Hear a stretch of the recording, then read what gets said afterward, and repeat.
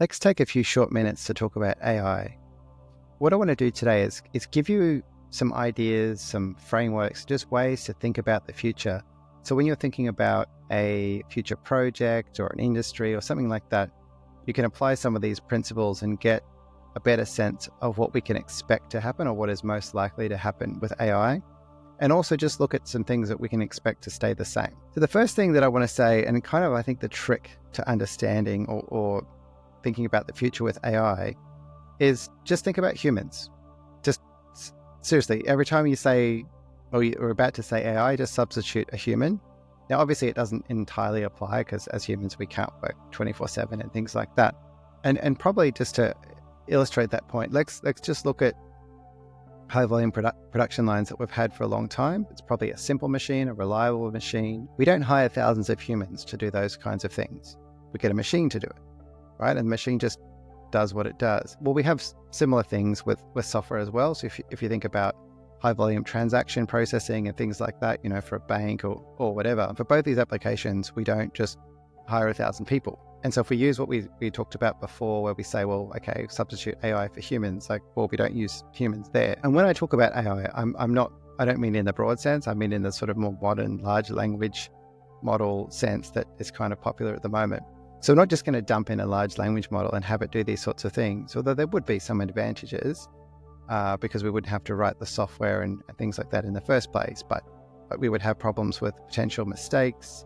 We'd have problems with very, very expensive processing and all those kinds of things. And I guess another thing we have to think about is just business in general. So if there is a more efficient, if there is a cheaper way to do something, and you don't do it, well, your competitors probably are going to do it. So where does AI fit in?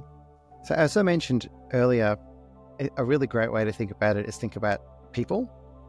And there is certain jobs where we can obviously employ a large language model to do something that we would otherwise get a human to do. But these are usually very, very procedural type tasks. So something where you might just have a couple of Word documents that just with some instructions, and you're going to get some ad hoc things coming through. So it might be inquiries or requests or something like that. And you just follow the procedure and, or we've seen some good examples with, chatbots and those kinds of things. So answering questions, knowledge type questions and things like that. But coming back to what we were talking about before, for a lot of our software, really, there's a good reason why the software is like it is. Like I said, for efficiency reasons, for business reasons, and so on. But absolutely, AI can help us write that software. And it may even get to the point where it's be able to rewrite that software almost like compiling. But I think there probably needs to be a bit longer cycles, testing, maybe some human approval and things like that. But the actual sort of day-to-day running, particularly of high volume processing, I think is going to be, very similar to what we see now. But we can have potentially, if we think about a team of developers, we might have senior developers, junior developers, and so on. Definitely a mix of that team is going to be AI. So we've already seen things like, offshoring and things like that. So you can break down sort of smaller tasks, send them off, have them come back, test them, work with them, repeat, and so on. And I think that really is where we're going to see,